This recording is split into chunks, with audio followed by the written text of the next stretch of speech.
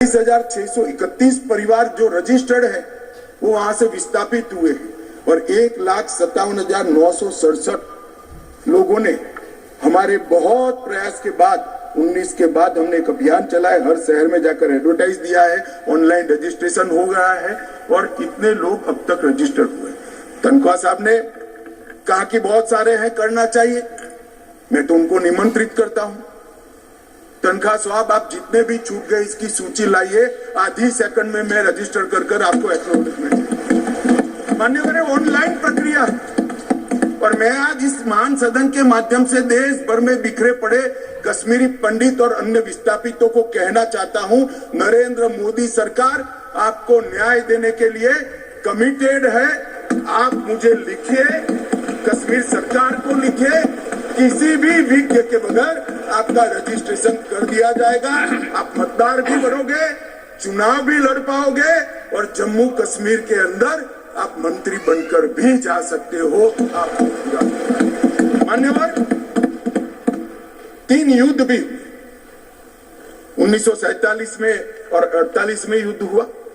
31,779 परिवार आज के पाकिस्तान अधिकृत कश्मीर से शरण लेकर भारत में आए। इनमें से 26,319 परिवार तत्कालीन जम्मू कश्मीर राज्य में बसे और शेष 5,460 परिवार अन्य भागों में बसे।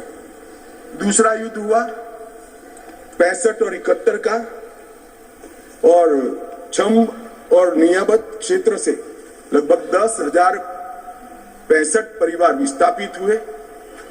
3500 परिवार 65 के युद्ध में हुए और इतने ही करीब 71 के युद्ध में हुए। अब तक 47, 65 और 71 के युद्धों में लगभग 41,844 परिवार विस्थापित हुए हैं। उनको भी भारत सरकार ने ढेर सारी चिंता करी है, मैं आगे बताता हूं। मगर ये बिल जो है मान्यवर, 3 सीटें, 2 जम्मू कश्मीर से विस्थापित परिवारों के लिए और 1 सीट पाक ऑक्यूपाई कश्मीर से विस्थापित आए हुए कश्मीरी भाइयों के लिए रिजर्व करने का काम नरेंद्र मोदी जी ने बहुत मन के साथ, चाव के साथ और संवेदना के साथ। मान्यवर, ये जो फैसला है उसी एक्ट का हिस्सा है जिस एक्ट को सब चैलेंज करते हैं। मैं उनको बताना चाहता हूं, जब आप 5 अगस्त 2019 के बिल को चैलेंज करते हो तब आप डिलिमिटेशन कमीशन एक्ट को भी चैलेंज करते हो। ये मत भूलो कि आप इनके रिजर्वेशन के खिलाफ बात करते हो। मान्यवर, डिलिमिटेशन कमीशन ने गंभीरता से विचार करने के बाद समुदायों का प्रतिनिधित्व नॉमिनेशन द्वारा कराने की सिफारिश की है। और मान्यवर, जम्मू कश्मीर प्रशासन ने, जो आज स्वाभाविक है राष्ट्रपति शासन है, उसने भी अपना अभिप्राय डिलिमिटेशन कमीशन को दिया था। भारत सरकार ने के गृह मंत्रालय ने भी दिया था कि इनके प्रति सिंपैथेटिक व्यू लेना चाहिए, इनका प्रतिनिधित्व होना चाहिए। जब वो अपनी जमीन में ही नहीं है तो असेंबली में कैसे चुनकर जा सकते हैं। मान्यवर, और ये आदेश उन्होंने प्रकाशित किया था, जिसको आज कानूनी जामा पहनाकर मैं ये बिल को लेकर उपस्थित हुआ हूं। मान्यवर, ये जो डिलिमिटेशन कमीशन ने और भी कई फैसले किए हैं, मैं जरा सदन के सामने पूर्व की स्थिति और अभी की स्थिति बताना चाहता हूं। पूर्व में जम्मू में सिर्फ 37 सीट थी, 37 सीट थी। अब नए डिलिमिटेशन कमीशन ने 37 से बढ़ाकर 43 सीट जम्मू क्षेत्र में बनाने का काम। मान्यवर, कश्मीर में 46 सीट थी, 46 सीटें थी। अब 46 की जगह 47 सीटें, 47 सीटें बनाने का काम। इस तरह से जम्मू और कश्मीर दोनों को मिलाकर 83 सीटें थी। लद्दाख की सीटें निकाल दी है क्योंकि वहां यूटी बन चुकी। 83 सीटें थी, उसकी जगह 90 सीटें अब डिलिमिटेशन कमीशन ने करी है, जिसको भारत सरकार ने माना। और पाक ऑक्यूपाई कश्मीर की 24 सीटों को आरक्षित रखा गया है क्योंकि हम अभी भी मानते हैं, जिसको जो बोलना है वो बोले। इस सदन में बोला हुआ शब्द इतिहास बनता है। मैं आज फिर से कहना चाहता हूं, पाक ऑक्यूपाई कश्मीर भारत का है, हमारा है और हमसे कोई नहीं सकता। मान्यवर, हमने 24 सीटें पाक ऑक्यूपाई कश्मीर के लिए निश्चित की है। मान्यवर, अब तक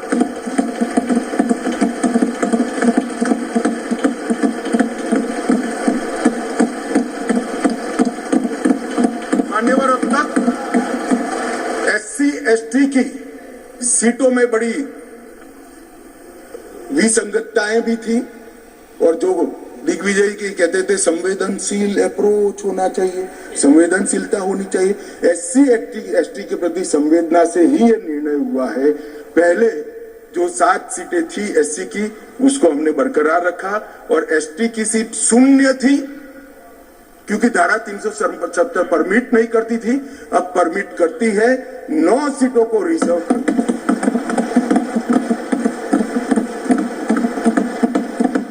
अरे जो कह रहे थे हमारे डॉक्टर साहब कि गुर्जर बकरवालों ने इस देश को बचाया है, मैं सदन में इस देश के गृह मंत्री के नाते कहना चाहता हूं, मान्यवर, कभी भी युद्ध हुआ, कभी भी आतंकवादियों ने पैंतरे रचे, मेरे गुर्जर बकरवाल भाइयों ने भारत के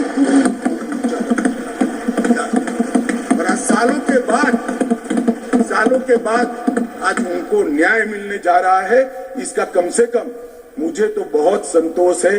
किसी को संवेदनशीलता दिखे या न दिखे, 75 साल तक उनका अधिकार जो भारत के संविधान ने दिया था, कौन रोक कर बैठा था? कौन रोक कर बैठा था? क्या कोई जवाब दे सकता है? जम्मू कश्मीर के ST भाइयों के अधिकारों को कौन रोक कर? ये 3 परिवार रोक कर बैठे थे मान्यवर, जो 370 को एंजॉय कर मान्यवर। और इसके अलावे भी ओपन सीट में भी वो लड़ सकते हैं। मान्यवर दिग्विजय सिंह ने कहा, माननीय सदस्य ने कहा कि भाई इसमें स्पष्टता नहीं है, इनको कितनी मिलेगी, इनको कितनी मिलेगी। मैं फॉर इंफॉर्मेशन दिग्विजय सिंह को कहना चाहता हूं, ये इन प्रिंसिपल बिल है। ट्राइबल डिपार्टमेंट और OBC डिपार्टमेंट से अलग से इसके बिल आएंगे, जिसमें इसके रिजर्वेशन की सीटों की और चिन्हित करने की व्यवस्था होगी।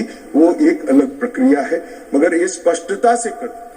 मैं दिग्विजय सिंह को बहुत अच्छे तरीके से जानता हूँ। जब भी वो हंसकर बोलते हैं तब बहुत समाज के अंदर डिस्टर्बेंस होता है।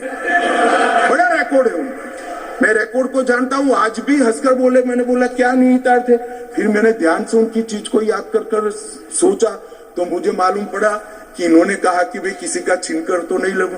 ये गुर्जर और बकरवाल को लड़ाना चाहते हैं, गुर्जर और बकरवाल को लड़ाना चाहते हैं। मैं आज फिर से कह देता हूं मान्यवर, बैठ जाइए दिग्विजय जी, अब हो गया, लोग समझ चुके हैं आपको, बैठ जाइए।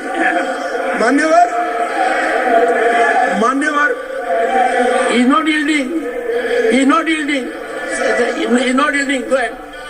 Honorable Home Minister. He is not yielding. He is not yielding. मान्यवर, मैं स्पष्टता करना चाहता हूं, गुर्जर भाइयों की एक भी सीट लिए बगैर बड़े संवेदनशीलता से बकरवाल भाइयों को लिया, हमें कोई आपत्ति। गुर्जरों को जो फायदा मिला है उसमें कोई बदलाव नहीं होगा। ट्राइबल के सारे फायदे एजुकेशन में और बाकी सारे नौकरियों के रिजर्वेशन में जितने भी फायदे गुर्जर भाइयों को मिल रहे हैं, पहाड़ियों को मिल रहे हैं, वो पहाड़ियों को जो भी मिलेगा वो उसके अलावे मिलेगा। एक भी नौकरी ना खत्म होगी, ना एक भी शिक्षा की सीट खत्म होगी। पूरा का पूरा अधिकार आपका भी रहेगा, उनका भी। मान्यवर, एक बहुत बड़ी चर्चा चली कि जवाहरलाल नेहरू जी का कश्मीर के लिए कंडक्ट और उस पर हमारा नजरिया थोड़ा तंग है। यहां तक तंग नजरिए का सवाल है साहब, देश की एक भी इंच जमीन का सवाल है, हमारा नजरिया तंग रहेगा, हम दिल बड़ा नहीं कर सकते। किसी को अधिकार नहीं है अपने बड़े हृदय को दिखाने के लिए। देश का एक भूभाग देश से चला जाए और मूक दर्शक बनकर खड़े रह जाए, किसी को अधिकार नहीं। मैं आज फिर से कहता हूं, ये आरोप से मैं सहमत हूं। हमारा नजरिया तंग है। देश की 1 इंच जमीन भी जाती है तो इसके लिए भारतीय जनता पार्टी का हर कार्यकर्ता मतलब सर्वोच्चता से संघर्ष करेगा, लड़ाई करेगा और लड़ेगा। हमें कोई इसमें शर्म की बात नहीं। मान्यवर, मैं कुछ बातें कहना चाहता हूं। बहुत कुछ कहा है, अभी कहा गया नेहरू के कारण कश्मीर यहां है। नेहरू जी के न होते तो शायद ये बिल ही नहीं आता और कश्मीर होता ही नहीं। इस तरह से कहा। मैं आज कहना चाहता हूं कि जो आजादी के बाद भारत की रचना को जानते हैं उनको मालूम होगा हैदराबाद में इससे भी बड़ा प्रॉब्लम हुआ था। क्या जवाहरलाल जी गए थे क्या?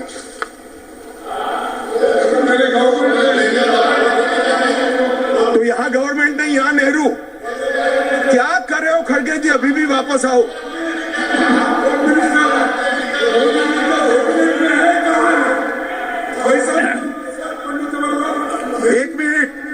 एक मिनट, रिकॉर्ड पर है। कश्मीर में दिग्विजय जी ने सरदार पटेल का नाम नहीं लिया। एक नाम लिया शेख अब्दुल्ला का, दूसरा नाम दिया जवाहरलाल नेहरू का। तो वो होम मिनिस्टर थे, क्यों नहीं दिया भाई? अब सुनिए दिग्विजय जी, अब सुनिए, सुनना पड़ेगा, ऐसा नहीं चलेगा।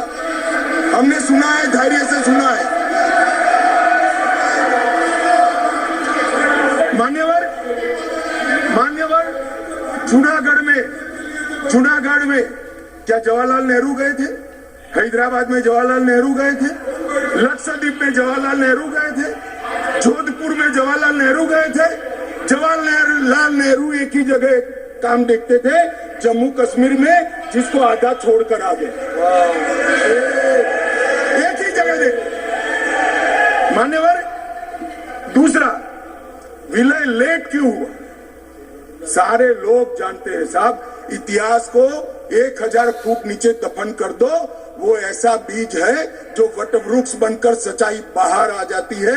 सब जानते हैं कि हमारा विलय इसलिए लेट हुआ कि महाराजा पर किसी एक व्यक्ति को विशेष स्थान देने का आग्रह था। शेख अब्दुल्ला को विशेष स्थान देने का आग्रह था। इसके कारण विलय लेट हुआ और पाकिस्तान को आक्रमण करने का मौका। मैं आज ये पूछना चाहता हूं कि इतने सारे कठिन राज्यों का विलय हो गया, कहीं पर 370 क्यों नहीं है? क्यों नहीं है? ना जोधपुर में है, ना जूनागढ़ में है, ना हैदराबाद में है, ना लक्षद्वीप में है। क्यों 370 नहीं है? कि संवेदनशील हृदय के कारण 370 है। संवेदनशील हृदय। मान्यवर, कंडीशन किसने रखी? किसने स्वीकार किया? इतिहास जवाब मांगता है, देश की जनता जवाब मांगती है। जवाब देना पड़ेगा, भाग नहीं सकते इतिहास से कोई। मान्यवर, सेना भेजने में देरी क्यों हुई? और ये कहते हैं कि इसके बाद भी देरी हुई है। मैं साहब एक रेफरेंस सैम मानेकशॉ का देना चाहता हूं। फील्ड मार्शल सैम मानेकशॉ तब डायरेक्टर ऑफ मिलिट्री ऑपरेशंस थे। उन्होंने एक जगह पे कहा है कि कबीलाई हमलावर आक्रामक और लूट मचा रहे थे, तब चर्चा में ही व्यस्त थे। मैं व्यक्ति का नाम देना नहीं चाहता वरना खड़े हो जाएंगे। तब एक मीटिंग में सैम मानेकशॉ मौजूद थे। सरदार पटेल जी ने नेहरू जी को कहा, जवाहर आप कश्मीर चाहते हो या नहीं चाहते हो, देरी क्यों हो रही है? तब जाकर सेना भेजने का निर्णय हुआ।